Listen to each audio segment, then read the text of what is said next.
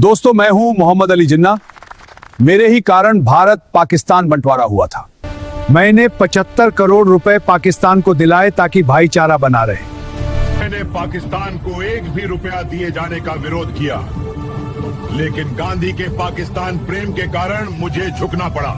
यह कहानी 1947 की उस तपती दोपहर से शुरू नहीं होती जब सीमा रेखा खींची गई थी, बल्कि इसकी जड़ें सदियों पीछे और हजारों मील दूर लंदन की उन गलियों में छिपी हैं, जहां एक नौजवान भारतीय अपनी पहचान तलाश रहा था। 25 दिसंबर 1876 को कराची के खारादर इलाके में एक बच्चे ने जन्म लिया। पिता जिन्ना भाई पूंजा एक संपन्न व्यापारी थे। उनका परिवार खोजा जाति से था, जिन्होंने सदियों पहले हिंदू धर्म से इस्लाम अपनाया था। उस बच्चे का नाम रखा गया मोहम्मद अली जिन्ना। जिन्ना बचपन से ही मेधावी थे और 1892 में वे वकालत की पढ़ाई करने लंदन चले गए। लंदन की आबोहवा ने जिन्ना को पूरी तरह बदल दिया। वे एक ऐसे अंग्रेज भद्र पुरुष बनकर लौटे जो नमाज से ज्यादा कानून की किताबों और सूट बूट की शान में यकीन रखते थे। लेकिन जब 1896 में वे भारत लौटे तो उनके पिता का कारोबार डूब चुका था। जिन्ना के पास न दौलत थी न पहचान, बस था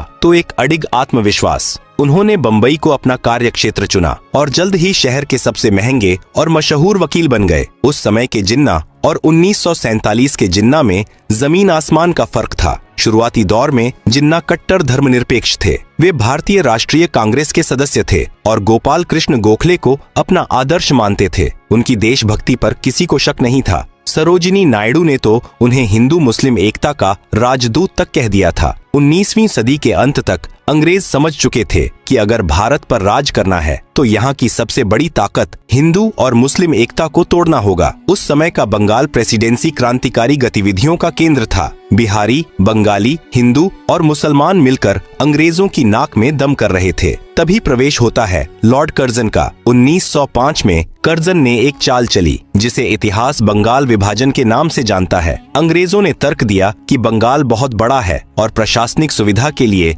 इसे 2 भागों में बांटना जरूरी है, लेकिन असलियत कुछ और थी। उन्होंने बंगाल को इस तरह बांटा कि एक हिस्सा मुस्लिम बहुल और दूसरा हिंदू बहुल। अंग्रेजों ने मुस्लिमों को यह सपना दिखाना शुरू किया कि इस नए प्रांत में उनकी अपनी सत्ता होगी। यह भारत की अखंडता पर पहला कुल्हाड़ी का प्रहार था। बंगाल विभाजन ने नफरत की वह चिंगारी लगा दी थी जिसे हवा देने के लिए अंग्रेजों ने 1906 में ढाका के नवाबों और मुस्लिम कुलीनों को उकसाया। 30 दिसंबर 1906 को ढाका में एक सभा हुई जहां अखिल भारतीय मुस्लिम लीग का जन्म हुआ। इसका मुख्य उद्देश्य मुस्लिमों के राजनीतिक अधिकारों की रक्षा करना बताया गया, लेकिन पर्दे के पीछे